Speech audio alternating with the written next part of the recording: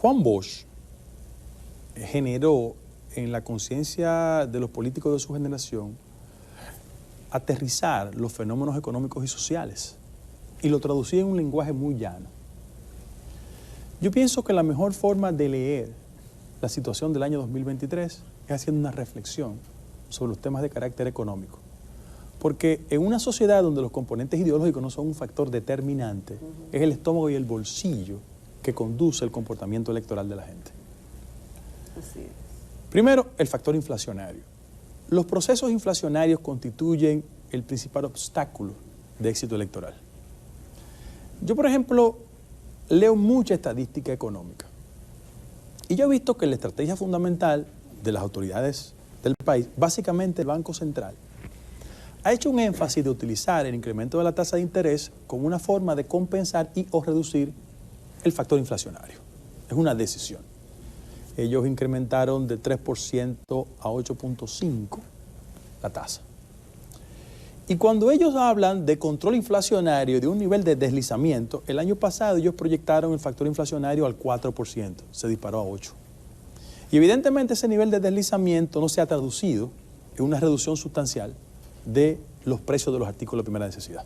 Y yo solo quiero dar una referencia en materia de préstamos, para que la gente tenga una idea de cómo si la inflación golpea más fuerte lo que ha sido la base social de nuestro partido, los pobres, o de abajo, el sector de clase media va a recrudecer significativamente su poder adquisitivo. Miren por qué.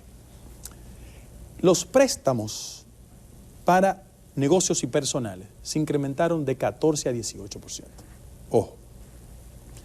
Y los hipotecarios de 8 a 13%. ¿Qué significa eso? Que si yo, que vivo en Villamella, y compré un apartamento con mi esposa en el 16 y pagaba 24,000 pesos mensuales de interés, ¿tú sabes lo que ha pasado? Que ya en el 21 comenzamos de 24 a 25,000 pesos y para este año vamos a tener que pagar 26,800 pesos.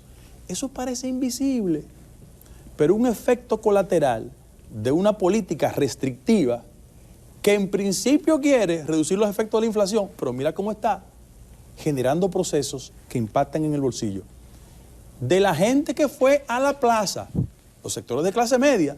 Por eso cuando la Junta Monetaria dispara 21,000 millones de pesos para el sector de la construcción, lo que está reconociendo en el fondo es lo que está pasando en el día a día de la gente. Y ha dado brega colocarlo, ¿eh? Sí, claro, claro.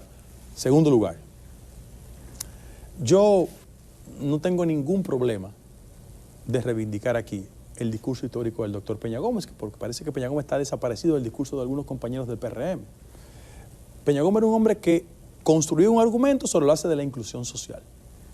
En la República Dominicana, en los últimos 25 años, en el marco de un proceso de crecimiento, 10% de la población concentraba hace 25 años 34% del ingreso. Hoy en día, el 10% de la población, ¿sabe lo que concentra? El 55% del ingreso. Y en este país, el 10% de los más pobres generan el 1% del ingreso. Esas son las cifras económicas.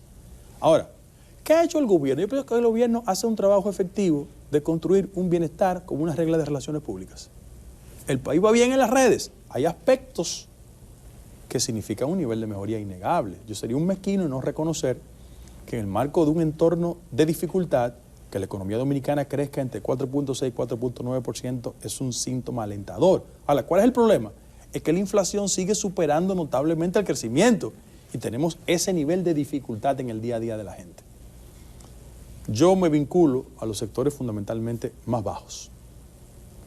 Bueno, en este país hay que recordarle a la gente que el salario mínimo es de 17,000 pesos, un equivalente a $319 mensuales. Ve al supermercado, ve al colmado. Yo voy. El poder adquisitivo de la gente, bueno, a mí me mandan, usted va. Pero, óyete, el año pasado, el salario de la gente se redujo en un 10% su poder adquisitivo. Entonces tenemos una discusión estructural sobre el país. Cada vez que me dicen a mí que vamos bien, yo digo, ok, ¿en cuáles sectores vamos bien? ¿Dónde estamos creciendo? Yo creo que el factor remesas incorporó 10,000 millones de dólares a la economía dominicana, un gesto positivo. ¿Cómo impacta eso en el empleo? En nada.